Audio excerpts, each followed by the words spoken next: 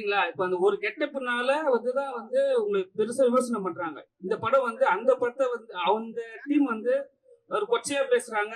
எங்க தலைவர கிண்டல் பண்ற மாரி பேசுறாங்கன்னு சொல்லிட்டு ஒரு விஷயம் இருக்கு. ஏன் நீங்க அந்த கெட்டப்ப தவிர்க்கல? ஏன்னா அவர் அரசியலுக்கு வந்துட்டாரு. சரிங்களா? இப்ப அந்த கெட்டப் வச்சீங்கன்னா ஏதாவது ஒரு விமர்சனம் வரும்னு தெரிஞ்சு வச்சீங்களா? இல்ல ஏதாவது பிரச்சனை ஆகும்னு வச்சீங்களா? இருக்கு. ஆனா இல்லன்னா ஆக்சுவலா இத லுக் டெஸ்ட் நம்ம முன்னாடியே பண்ணிட்டோம்.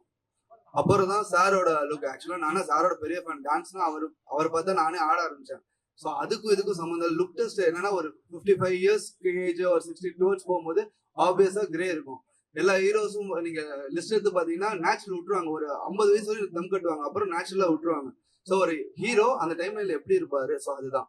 அண்ட் ட்ரெஸ் கோடும் பாத்தீங்கன்னா ஆக்சுவலா அது டார்க்கர் ஷேடு. நாங்க எடுத்தது இப்போ ஆக்சுவலா அந்த ட்ரெண்ட் அந்த கலரே வேற மாநிலத்துல ஒரு லீடர் அந்த ட்ரெஸ் தான் போட்டிருக்காரு. அது உங்களுக்கு தெரியும்னு நினைக்கிறேன். ஸோ அதை தான் நம்ம எடுத்தோம். சத்தியமா சொல்றோம், அவர் டிஃபேம் பண்ண நான் திருப்பி சொல்றேன், அவர் சிங்கம், யாராலையும் டிஃபேம் பண்ண முடியாது.